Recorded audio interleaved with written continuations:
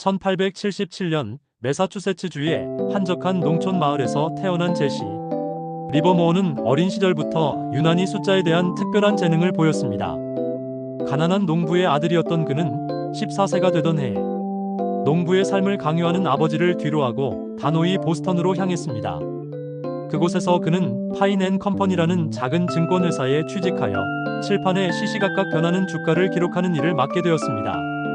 매일같이 수많은 주가의 움직임을 관찰하던 리버모어는 무질서해 보이는 숫자들 사이에 숨겨진 일정한 패턴이 존재한다는 사실을 발견하기 시작했습니다. 그는 주식 가격의 상승과 하락에는 분명한 규칙이 있으며 만약 이 규칙을 정확히 파악할 수만 있다면 미래의 가격 움직임까지 예측할 수 있을 것이라고 굳게 확신했습니다.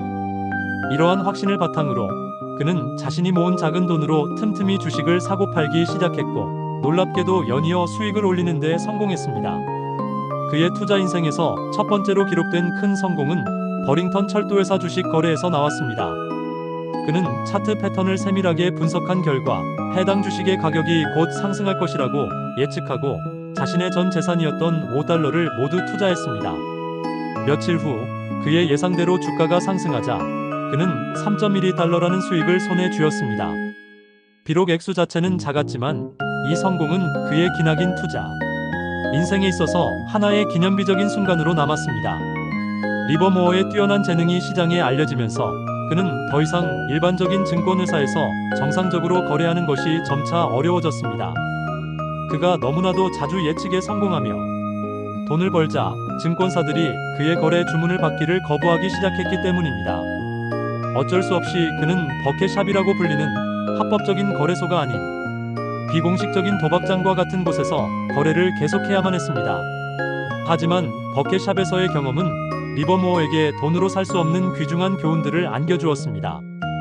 이곳에서 그는 투자의 세계에서 감정 조절이 얼마나 중요한지를 뼈저리게 깨달았습니다.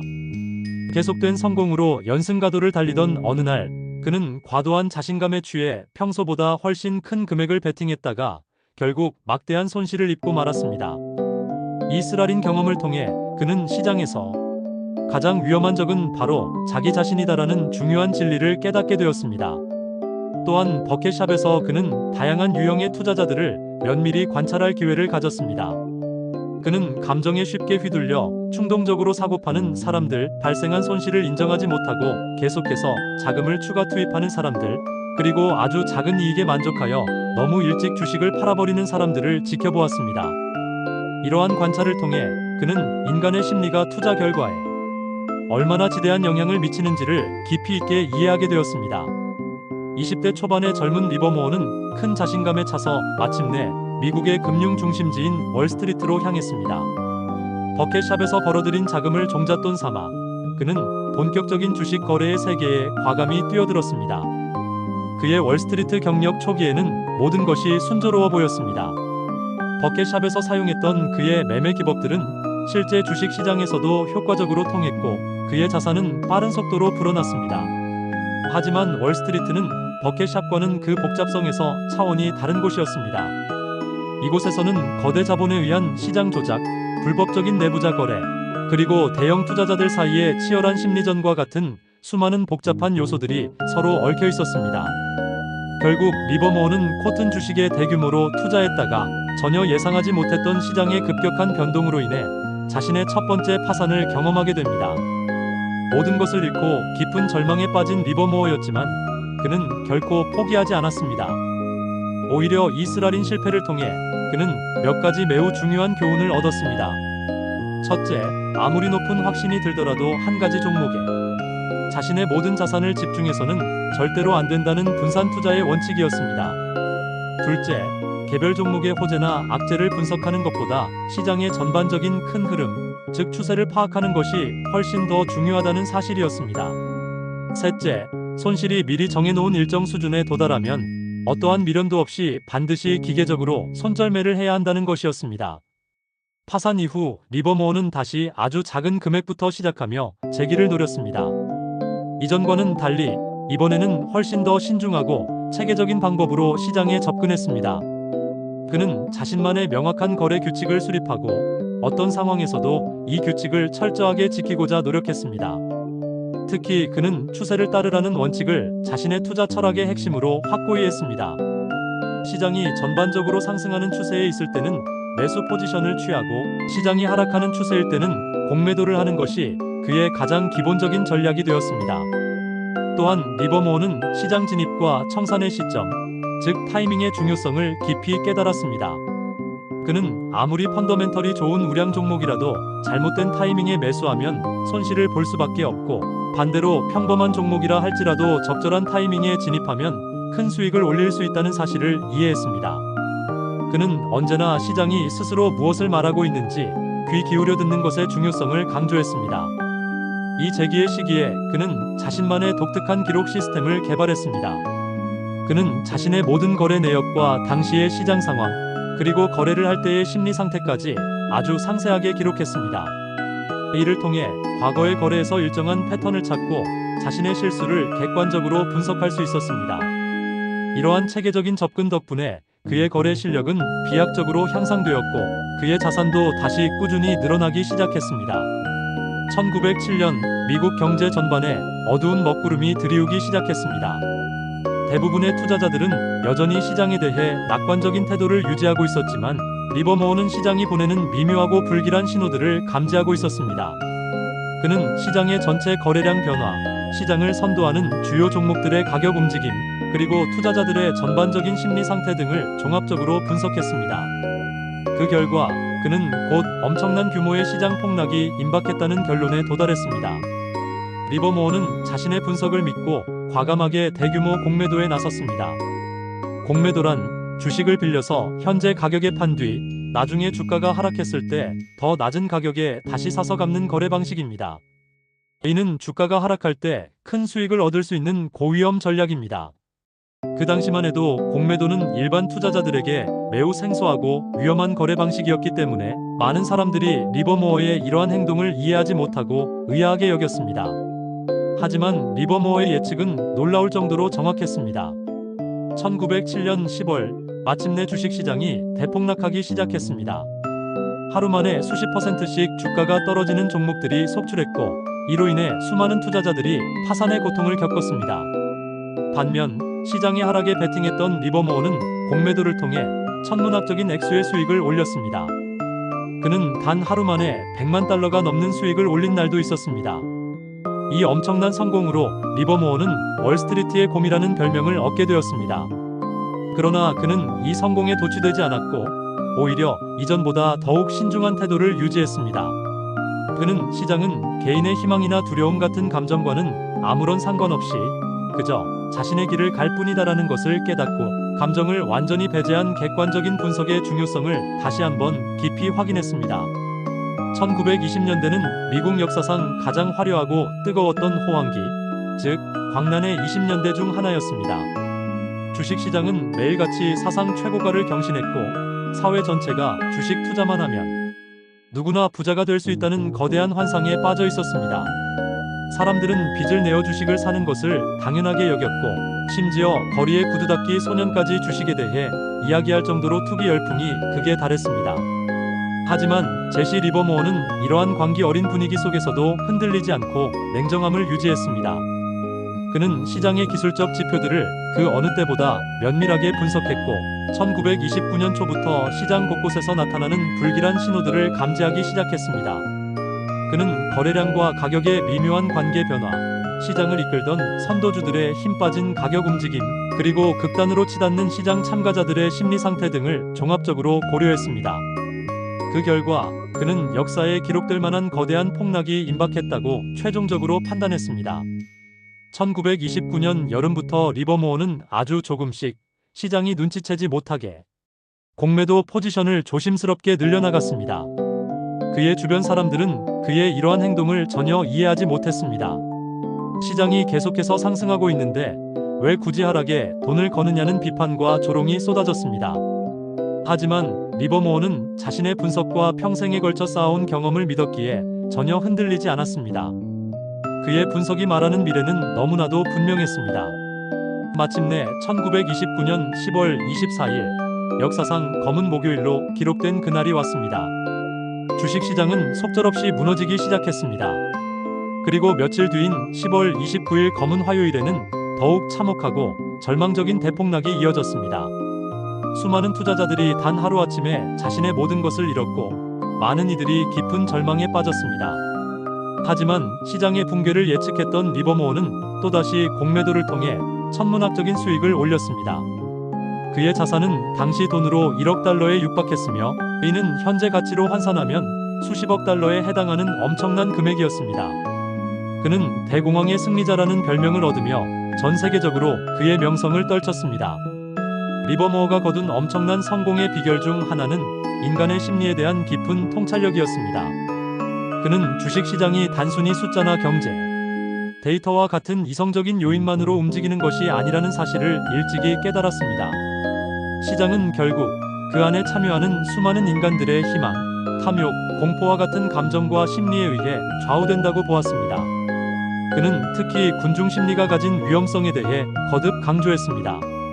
대부분의 사람들이 한 가지 방향으로만 쏠려 움직일 때는 오히려 그 반대 방향의 기회가 있을 수 있다는 것이 그의 핵심 철학이었습니다. 즉, 모든 사람이 극단적으로 낙관적일 때는 위기를 대비하며 조심해야 하고 반대로 모든 사람이 극단적인 비관론에 빠져 있을 때는 조용히 기회를 찾아야 한다는 것이었습니다. 또한 그는 투자자, 개인의 감정을 관리하는 것이 얼마나 중요한지에 대해서도 강조했습니다. 그는 탐욕과 두려움이야말로 투자자가 반드시 싸워 이겨야 할 가장 큰 적이라고 생각했습니다. 수익이 날 때 탐욕에 눈이 멀어 계획보다 더 큰 위험을 감수하거나 손실이 발생할 때 두려움에 사로잡혀 올바른 판단을 내리지 못하는 것을 가장 경계해야 한다고 말했습니다. 리버모어는 이러한 감정을 다스리기 위해 자신만의 관리 방법을 개발했습니다. 그는 중요한 거래를 앞두고는 반드시 충분한 휴식을 취하며 평정심을 유지했고 과도한 스트레스를 받을 때는 시장에서 잠시 한 발짝 물러나 자신의 마음을 차분히 정리하는 시간을 가졌습니다. 또한 모든 거래에 대해 사전에 철저한 계획을 세움으로써 실제 매매 과정에서 감정에 휘둘리지 않고 체계적으로 접근할 수 있도록 노력했습니다. 리버모어는 오늘날 우리가 사용하는 현대 기술적 분석의 아버지라고 불릴 만한 인물입니다. 그는 주가 차트와 그 안에 나타나는 다양한 패턴을 통해 시장의 미래 움직임을 예측하는 여러 기법들을 최초로 개발하고 체계화했으며 이러한 기법들은 100년이 지난 오늘날까지도 수많은 투자자들에 의해 널리 사용되고 있습니다. 그의 이론 중에서 가장 유명한 개념 중 하나는 바로 피벗 포인트입니다. 피벗 포인트란 주가가 기존에 이어오던 추세를 멈추고 새로운 방향으로 전환되는 매우 중요한 가격 지점을 의미합니다. 리버모어는 이러한 피벗 포인트를 정확히 찾아내어 추세의 변화를 남들보다 미리 감지하고 가장 유리한 타이밍에 매수 또는 매도 포지션을 잡는 정교한 기법을 개발했습니다. 또한 그는 거래량과 가격 사이의 밀접한 관계에도 깊이 주목했습니다. 그는 가격이 상승할 때 거래량 역시 함께 증가한다면 그 상승 추세는 매우 강력하며 지속될 가능성이 높다고 보았습니다.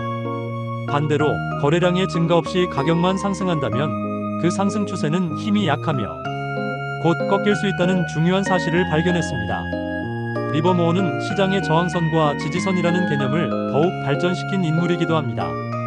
그는 특정 가격대에 도달하면 주가가 더 이상 오르지 못하고 자주 막히거나 특정 가격대까지 떨어지면 더 이상 하락하지 않고 반등하는 패턴을 지속적으로 관찰했습니다.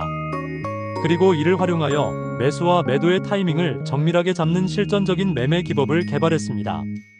리버모어의 투자 철학에서 가장 핵심적인 부분 중 하나는 바로 위험 관리였습니다. 그는 큰 수익을 올리는 것보다 가지고 있는 자본을 잃지 않고 보존하는 것이 훨씬 더 중요하다고 굳게 믿었습니다. 아무리 큰 수익을 얻을 수 있는 기회가 눈앞에 보이더라도 그 거래로 인해 원금을 잃을 위험이 크다고 판단되면 절대로 신중함을 잃지 않고 접근해야 한다는 것이 그의 철칙이었습니다. 그는 모든 거래에 진입하기 전에 그 거래의 위험 대비 수익 비율을 항상 계산했습니다. 예를 들어 만약 특정 거래에서 10%의 손실 가능성이 있다면 그 거래로부터는 최소한 30% 이상의 수익 가능성이 보장되어야만 비로소 거래에 나섰습니다. 이러한 3대1의 위험 대비 수익 비율은 그의 모든 거래에 적용되는 기본적인 원칙이었습니다. 또한 그는 분산 투자의 중요성에 대해서도 거듭 강조했습니다. 아무리 한 가지 투자에 대해 높은 확신이 들더라도 자신의 전체 자산 중에서 일정 비율 이상은 절대로 투자하지 않았습니다. 모든 계란을 한 바구니에 담지 말라는 투자의 오랜 격언을 그는 철저하게 자신의 원칙으로 삼고 실천했던 것입니다. 리버모어는 시장의 상황과 변동성에 따라 자신이 투자하는 금액, 즉 포지션의 크기를 유연하게 조절하는 기법을 개발했습니다. 시장의 방향성이 불확실하고 위험이 높다고 판단될 때는 투자 규모를 줄여 몸을 사렸고, 반대로 자신의 예측에 대한 확신이 높고 시장이 안정적일 때는 포지션을 늘려 수익을 극대화하는 방식으로 위험을 효과적으로 관리했습니다. 1929년 대공황에서의 역사적인 성공 이후 리버모어의 인생은 아이러니하게도 점차 어두운 그림자가 드리워지기 시작했습니다. 그는 막대한 부를 손에 쥐었지만 그의 개인적인 삶은 결코 행복하지 않았습니다. 여러 번의 이혼과 재혼, 자녀들과의 깊어지는 갈등, 그리고 나이가 들면서 찾아온 건강 문제 등이 끊임없이 그를 괴롭혔습니다. 하지만 그에게 더욱 심각한 문제는 그의 전설적인 투자 실력이 더 이상 예전 같지 않다는 사실이었습니다. 1930년대에 들어서면서 그는 이전에 없던 연속적인 투자 손실을 입기 시작했습니다. 시장의 환경이 과거와는 크게 변했고, 대공황 이후 정부의 시장 개입과 규제 또한 대폭 강화되었습니다. 그가 가장했던 공매도 전략은 많은 제한을 받게 되었고, 시장 조작에 대한 단속 역시 이전보다 훨씬 엄격해졌습니다. 어려운 상황에 직면한 리버모어는 자신이 평생 지켜왔던 투자 원칙을 스스로 벗어나는 거래를 하기 시작했습니다. 그는 감정에 휘둘려 충동적인 거래를 하거나 이미 발생한 손실을 만회하려는 조급함 때문에 더 큰 위험을 감수하는 경우가 많아졌습니다. 이것은 그가 젊은 시절 그토록 경계해왔던 치명적인 행동들이었습니다. 결국 1934년 리버모어는 자신의 인생에서 세 번째이자 마지막 파산을 경험하게 됩니다. 한때 1억 달러에 달했던 그의 막대한 자산이 모두 연기처럼 사라져버린 것입니다. 이번 파산은 그에게 회복할 수 없는 큰 정신적 충격을 주었습니다. 그는 이미 나이가 많았고 다시 처음부터 시작할 기력도 남아있지 않았습니다. 1940년 11월 28일 제시 리버모어는 뉴욕의 한 호텔방에서 스스로 자신의 생을 마감했습니다. 그의 곁에 남겨진 유서에는 나의 인생은 실패였다라는 짧은 문장이 적혀 있었습니다. 한때 월스트리트 전체를 호령했던 전설적인 투기꾼의 너무나도 비극적인 최후였습니다. 제시 리버모어의 인생은 극적인 성공과 처절한 실패가 끊임없이 교차하는 한 편의 드라마와 같았습니다. 그는 역사에 남을 세 번의 큰 성공과 모든 것을 잃는 세 번의 파산을 모두 경험했습니다. 하지만 그가 남긴 투자 철학과 독창적인 기법들은 100년이라는 시간이 흐른 오늘날까지도 수많은 투자자들에게 깊은 영감과 교훈을 주고 있습니다. 리버모어가 남긴 가장 중요한 교훈들을 정리하면 다음과 같습니다. 첫째, 시장은 절대로 틀리지 않는다는 것입니다. 개인의 희망이나 두려움, 혹은 선입견과는 아무런 상관없이 시장은 언제나 가장 옳은 방향으로 움직입니다. 따라서 투자자는 시장에 맞서 싸우려 하지 말고 시장이 보내는 목소리에 겸손하게 귀를 기울이고 그 거대한 흐름을 따라야 합니다. 둘째, 감정은 투자의 가장 큰 적이라는 것입니다. 인간의 본성인 탐욕과 두려움, 희망과 절망은 투자자의 이성적인 판단을 방해하는 가장 큰 장애물입니다. 성공적인 투자를 위해서는 이러한 감정을 철저하게 통제하고 미리 세워둔 계획에 따라 기계적으로 거래하는 훈련이 필요합니다. 셋째, 손실은 신속하게 인정하고 잘라내되 이익은 최대한 길게 키워나가야 한다는 것입니다. 많은 투자자들이 손실이 나면 언젠가는 회복될 것이라는 헛된 희망을 품고 버티다가 더 큰 손실을 입고, 반대로 약간의 이익만 나면 너무 일찍 팔아버리는 실수를 반복합니다. 넷째, 타이밍이 그 무엇보다 중요하다는 것입니다. 아무리 좋은 주식이라도 잘못된 타이밍에 사면 손실을 볼 수밖에 없습니다. 시장의 전반적인 흐름을 파악하고 그에 맞는 최적의 타이밍을 잡는 것이 성공의 핵심입니다. 다섯째, 끊임없는 학습과 자기 성찰이 필요하다는 것입니다. 시장은 살아있는 생물처럼 계속해서 변화하고 진화합니다. 따라서 항상 겸손한 자세로 시장을 연구하고 자신의 실수를 통해 배우려는 자세를 가져야만 장기적으로 살아남을 수 있습니다. 여섯째, 자만심은 파멸의 시작이라는 것입니다. 리버모어 자신조차도 큰 성공 이후에 찾아온 자만심 때문에 원칙을 어기고 결국 실패를 맛보았습니다. 일곱째, 다른 사람의 조언보다는 자신의 분석과 판단을 믿어야 한다는 것입니다. 수많은 정보 속에서 흔들리지 않고 자신만의 투자 철학과 원칙을 세워 행동해야 합니다. 여덟째, 위험 관리가 수익 창출보다 언제나 더 중요하다는 것입니다. 큰 수익을 쫓는 욕심보다는 소중한 자본을 지키는 것을 최우선으로 삼아야 합니다. 결국 리버모어의 이야기는 투자의 본질을 이해하고 우리 스스로가 더 나은 투자자가 될 수 있는 깊은 지혜를 제공합니다. 그가 남긴 가장 큰 유산은 시장은 항상 옳고 우리는 시장으로부터 겸손하게 배워야 한다는 자세일 것입니다. 본 콘텐츠는 일반적인 투자 정보이며 전문적인 투자기관이나 투자자의 조언을 대체할 수 없습니다. 투자에 문제가 있을 경우 반드시 전문 투자기관과 상담하시기 바랍니다. 제공된 정보의 활용에 대한 모든 책임은 전적으로 사용자 본인에게 있습니다.